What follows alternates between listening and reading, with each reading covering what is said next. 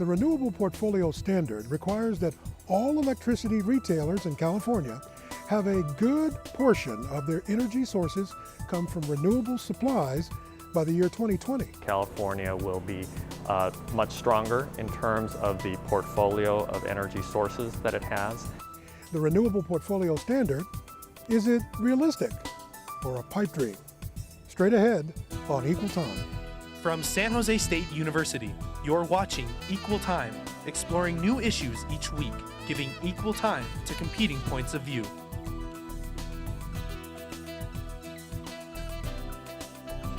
Hello from the campus of San Jose State University, and welcome to this edition of Equal Time.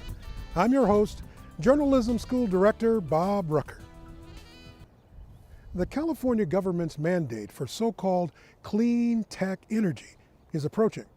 The first phase of the Renewable Portfolio Standard, or RPS, is less than 23 months away. Vanessa Zuniga begins our coverage by showing what the RPS program is all about. These windmills atop Altamont Pass near Livermore are one of the renewable energy options that a new government program is encouraging. The Altamont Pass was considered the largest wind turbine farm in the world at some point due to the fact that the property holds close to 5,000 wind turbines. Now, other forms of green energy are lining up, along with wind power, fueled by the government's Renewable Portfolio Standard, also known as RPS, a state mandate requiring 33% of energy from California's utility companies to be from clean energy sources by 2020. For Californians in general, what this is going to mean is that California will be much stronger in terms of the portfolio of energy sources that it has, as well as it will actually create substantial economic opportunity by strengthening clean energy industries in the state. Rafael Reyes is Executive Director of Bay Area Climate Collaborative, a group of businesses and civic leaders organized by the mayors of San Francisco, Oakland, and San Jose. The Climate Collaborative is getting the word out to the Bay Area communities about the importance of clean energy and public policy. Our RPS will actually allow us to scale up clean energy in a way that not unlike what other countries are already doing. So there's a real leadership question here. So China, for example, is looking at investing upwards of $500 billion over the next 10 years. And there's a real question, is the U.S. that is such an innovator in this space going to continue to lead, or do we want to cede those industries to other countries? We're going to double the size of our company this year. Randy Ziekman is CEO of Clean Solar in San Jose.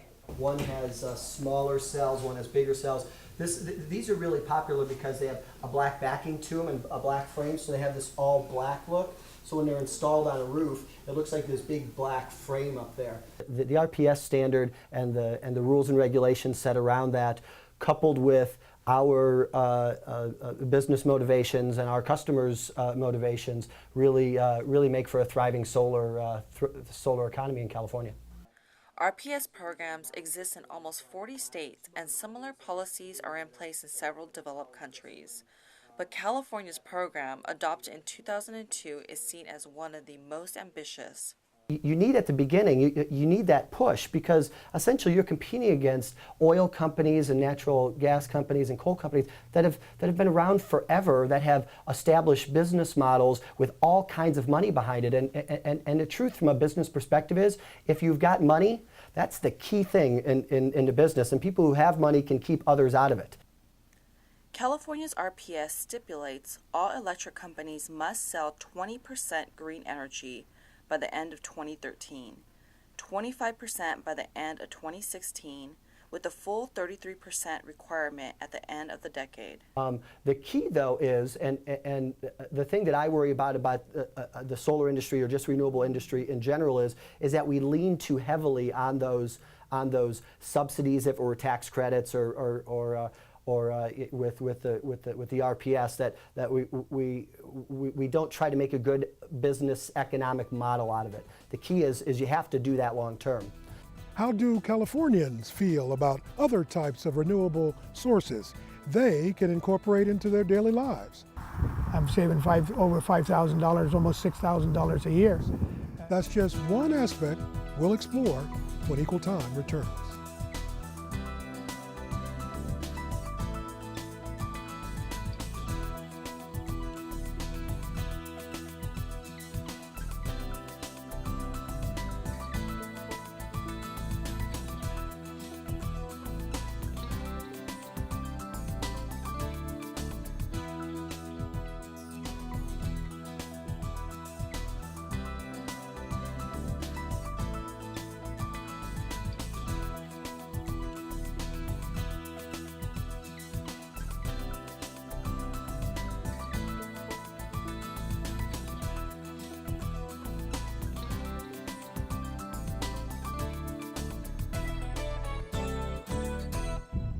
Welcome back to Equal Time. Some energy sources cause little harm to the environment when used on their own and taken off the grid. Vanessa Zuniga shows us why some businesses and residents are basking in the Golden State's renewable energy offerings. Nice to have the panels so hidden away so you can't even see it from the curb. Manny Subarami is proud of his San Jose home. Solar panels are always mounted on the south-facing wall. The crowning glory is mounted high. Atop his roof, 3 solar panels. We save about anywhere from $800 to $1,000 a year on this $9,700 investment, and that's been happening since 2009. And we're actually seeing the benefits, and so it's the numbers have to work out for anything to be sustainable, and I think in this case numbers do work out.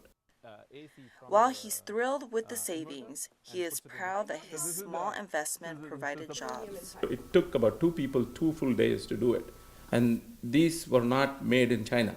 They were, this was not installed in China. It was installed here in San Jose, created 2 San Jose jobs for 2 days. So if everybody, so that's a big deal, and that's just like a 2,000 watt panel. Bigger panels would have more, of course, more impact. Back in Livermore, where we started out. I don't understand why anybody wouldn't do these new programs that they have that you could put on a house that doesn't cost you any upfront money. This is Dennis Rooney's nearly 300-acre ranch. On it, he's banking big bucks since he installed 3 solar panels. I think a great way to go. I mean, in my case, it was a little bit of money up front, but that money could never draw the kind of money that I'm getting from the savings. I'm saving over $5,000, almost $6,000 a year, and you have to have a lot of money in the bank to draw that kind of interest. Well, I think it should be some sort of a policy indicating that renewable energy should be the way to go, and that there should be some incentives like there was when I put mine in. I got $17,000 credit, and that made the difference. When we come back, we'll sit down with a panel of experts and drill down on this subject when Equal Time continues.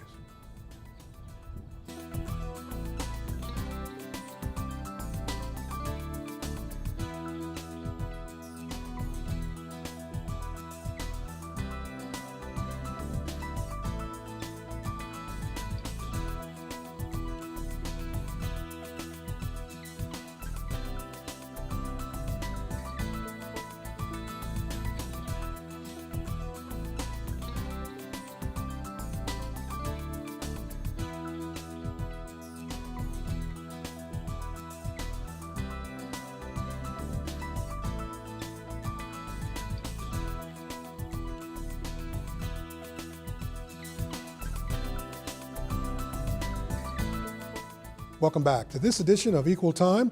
Our focus today is on renewable energy. Let's meet our guests.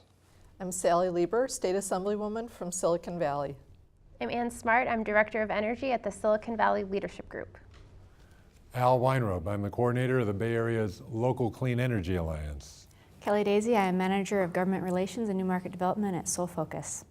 Vanessa Zuniga, San Jose State University student reporter and researcher of the story.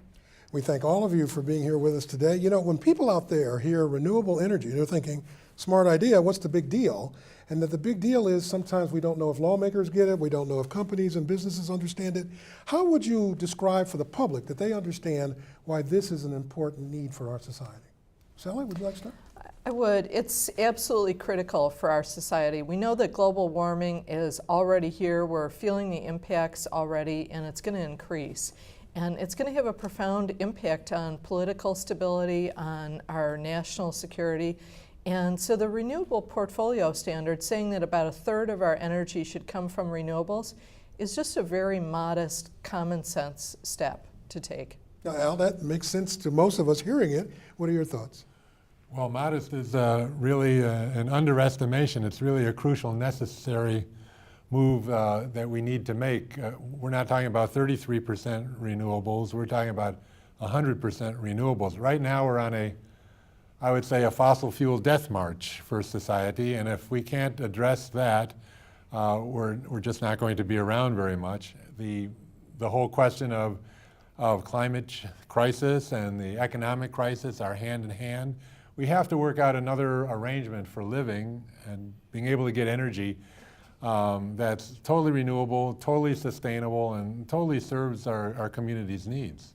Now, Ann, I think, again, we're hearing very reasonable commentary here, but some people might be wondering, well, does the business community get it?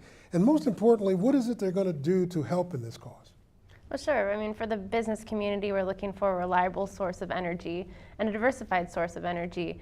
Renewable energy is a clean alternative to conventional fuel sources, as Al stated, but it also provides a distributed source of generation. So if you have a giant office building or campus here in Silicon Valley, you could put solar panels on the roof or a Bloom Energy server on the ground level, and that really provides a new source of electricity that you could get money back for using, and it's green. And honestly, from a business perspective, your customers are asking you to improve your sustainability, to be more green, and so it makes business sense to project yourself in that way. Please your customers, I heard, and you get money back, Kelly. That sounds good, doesn't it? That does sound good, and I can speak from the other side of the business community. SoFocus is a technology company here in San Jose, and we, without the Renewable Portfolio Standard and other programs such as the California Solar Initiative, those have been the programs that have set the stage for the marketplace for our next generation and advanced renewable energy technology to come in and be commercialized.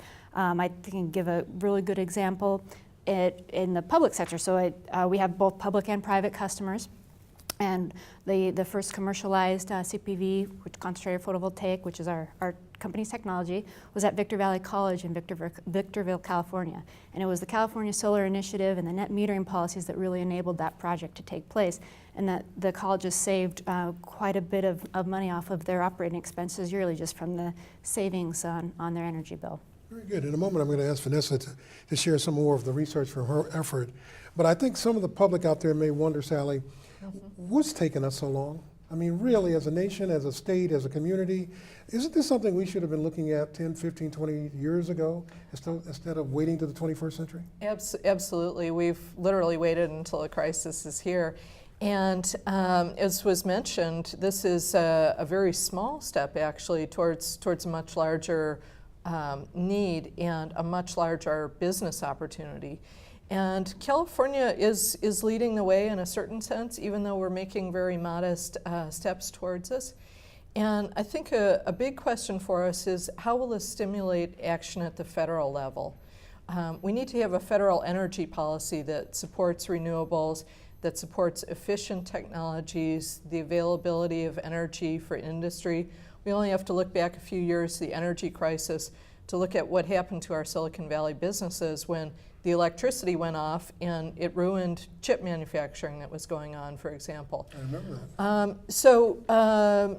We have to look at, can California be even more of a leader in pushing the federal government towards where we need to be? It's a critical need for the future. I just wonder, and I'm sure Vanessa's got some thoughts she wants to share with us, but I think people are wondering, are we in a financial state to do some of the things that we're dreaming and hoping to do? But Vanessa, your research, what else did you find about this? Well, basically, I'm going to be, echoing what they just said right now. It all kind of fits under the same umbrella. People that are for the renewable energy in California, particularly with the RPS program, find that this type of way forward brings about sustainability, which is something very important for all generations. And also, too, it also provides a new set of type of jobs in California. We know that California is very much of a world leader when it comes to different types of segments in globally, generally. So it'll bring that type of stuff forward. And also, too, renewable energy has been proven to not provide very much waste. It's very limited on that kind of end, as opposed to fossil fuels that are quote unquote dirty. So that's the research that's come about, and just echoing what they said as well. You mentioned the key word sustainability. There are many people out there in the audience who don't understand what that means. Can you help us understand that term? Sure. I mean, it can mean different things for different people and different companies. From a business perspective, worth looking at how we can sustain both growth and market development for that company, but also how we can make greener decisions, whether that's saving energy or water or just having a more efficient business model.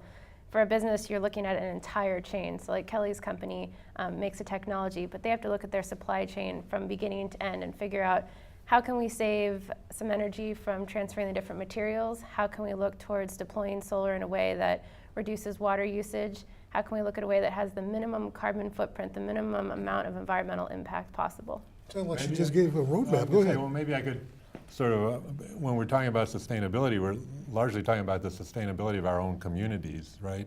So when we're talking about a sustainable community, sort of communities having economies that benefit all the folks in those communities, when you're looking at that question, to say renewable energy is not sufficient because there's different kinds of renewable energy. You know, there's renewable energy and there's renewable energy. There's renewable energy that's big central station power plants out in the desert. You know, they're basically being put up there by BP, Chevron, Morgan Stanley, some contribution from Google and whatnot. They're capturing the solar energy. They're shipping it across these transmission lines and then sort of, you know, pulling the resources to do that out of our communities, as opposed to renewable energy that's right in our communities. We all have these renewable sources. I mean, everybody lives under the sun and other resources. So the whole question about sustainability has to do with the type of renewable energy that we're talking about. So if we're talking about locally based, locally developed renewable energy that keeps the wealth in our community, that's one thing. If we're talking about renewable energy out in the desert that destroys an ecosystem, that's not sustainable. You know, that pulls wealth out of our communities, that's not sustainable. And that reinforces the power of the 1% that are developing these things, that's not sustainable either. So when we talk about sustainability, we're actually talking about, well, what is the nature of the renewable energy we're talking about? Yeah, he brings up a good point, Sally, and in terms of your perspective, how do we address both of those issues effectively for the public? Well, absolutely, and it's not just the renewables and locating them in the local communities where the power is used, and we obviously have a need for the future to have a smart grid and have better storage of energy. But it's also what can we do to make sure that the buildings that are already part of our built environment are as efficient as possible. Our greatest energy savings is not going to come from new construction, it's going to come from existing buildings. And there is, this could really be our economic Marshall Plan to reinvigorate our economy. And if we had gotten a federal energy bill, we would not be in the economic slump that we're in right now because we would have stimulated a lot of change throughout our country, including in economically deprived areas. And so we've got to look at those things being a part of the mix. How do we retrofit existing buildings? And how do we open up those jobs to people that need employment and retraining? Those are certainly things people want to have addressed. Even here on this campus at San Jose State, we have buildings. We're the oldest, institution of higher education west of the Mississippi. We have some tremendous teaching abilities here and opportunities, but we have older buildings. They need to be retrofitted, and they cost money, and that's very challenging for us to do. What were your thoughts on what they were saying, though, Kelly? Well, you know, I think you bring up an excellent point. It's finding the right technology for the right applications. It's not going to be one single shot. We don't have one arrow in our quiver. We're very fortunate here in California that we have an amazing technology sector, and this is you know, the hub of innovation for our nation. I'm sure that Boston and some of the other places will argue that, but I'm a firm believer, and I believe everybody else on this panel is as well, that California and Silicon Valley, the technology solutions are coming out, and there's a variety. We're in a very exciting time right now, in that our companies, our technology companies here in Silicon Valley, are thinking cradle to grave, and so that there are technology solutions that are coming online or becoming commercialized that are available for at the community level, at the building level, all the way up through the utility level. So it's really finding the right balance of that and enabling policies that will help to enable But we're somewhat midway, though, through this conversation, and there still may be people out there wondering, why is this important? And with all the different things that we have to deal with in this state, and all the different unemployment concerns, and all the different things that are on the plate of lawmakers, on private business and organizations, why should we care about this? Well, what do people need to survive, right? They need food, they need water, and guess what? Energy, right? So these three pieces are crucial pieces to any kind of a sustainable community. And that energy piece, instead of it being something that's been sustaining our communities, has been a piece that's actually been drawing wealth out of our communities. It's being done in a way that basically has reinforced, the power of the power elite in our country, in contrast to the needs of our communities. So in addition to the technology things that Kelly was talking about, it's largely a question of policy and what the policies of our state and our local governments are going to be. So the Renewable Portfolio Standard, for example, says 33% renewables sourced by 2020. But like I said before, there's renewables and the renewables. What kind of policies would really help stimulate the development of installation and energy reduction in our communities? There are things like feed-in tariff policies. There's a need for a really comprehensive energy efficiency kind of program. There's a need for community choice energy, which is can put energy procurement in the hands of our communities. So there's a lot of policies, that are needed, that are needed in addition to the technological innovation that we're talking about. Very good. Vanessa, you were telling me before the show that one of the concerns the public might have is, well, how is this going to cost, or this effect going to cost them?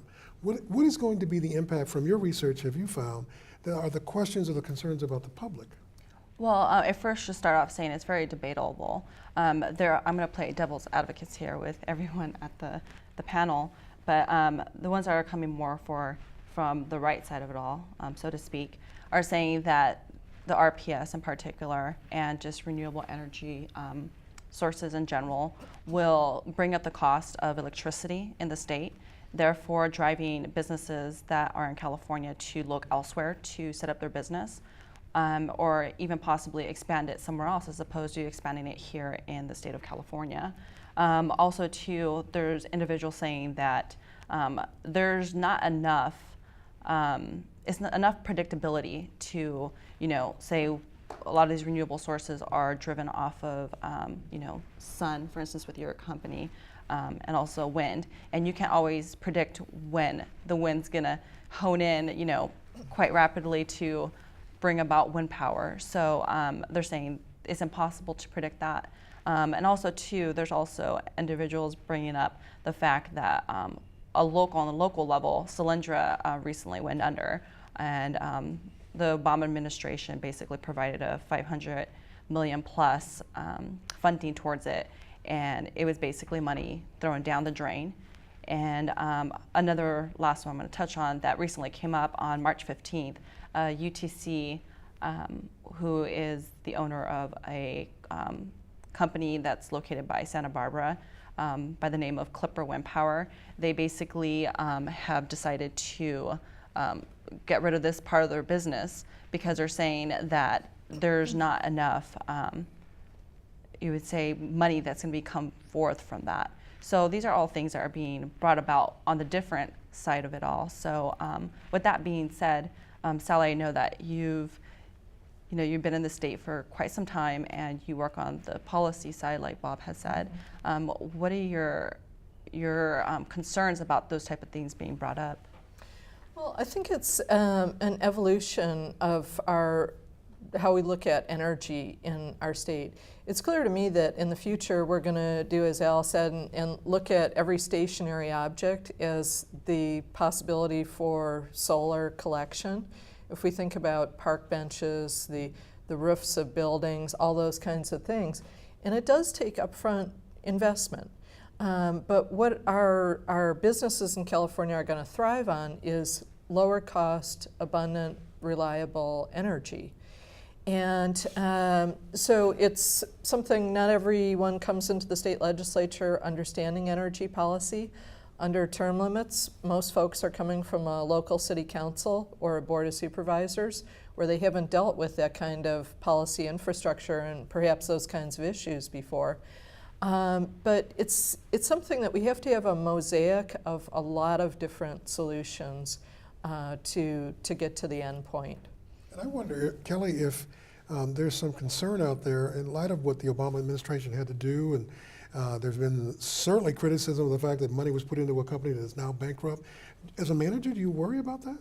Well, of course we worry about that. And what I think what the Assembly member was touched on is scalability and market conditions. And that's really what we need in order to provide low cost competitive energy is scalability.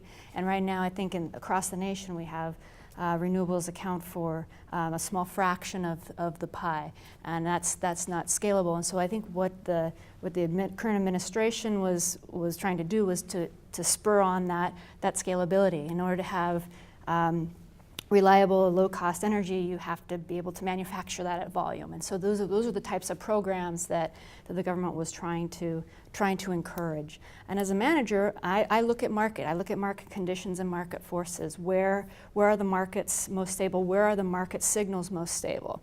The Renewable Portfolio Standard and California Solar Initiative, those are clear market signals that strengthen a market. So when I'm looking at a market, a new market to go into, I'm looking for those types of policies that are impacting the market, that's going to allow me to bring my technology to that market. And I'm looking for other more sustainable signals, such as economic sustainability. Is there a feed-in tariff, or is there a renewable portfolio standard? Are there net metering practices, et cetera? And I think that's one of the reasons why the state of California has led the nation in deploying more renewables, is because we have those strong policies that create those strong market signals that allow for, for the renewable energy deployments to flourish and get to a scalable state. But just to be clear, California's policies that are so touted, haven't resulted in the development of renewable energy or local renewable energy anywhere near like other places in the world. Like you look at Germany, for example. In 1 month, Germany put in more solar power, right, than all of California has put in its history. So you have to look at, okay, what's the orientation there? And when you're talking about costs, how do you evaluate costs, and the costs to whom? For what, right? So so they were able to do this in Germany because they have these programs where. And that's excuse me for interrupting, because we are running out of time. But those are the kind of things that we have to pay attention to in society. And listen, we thank you for joining us for this edition of Equal Time.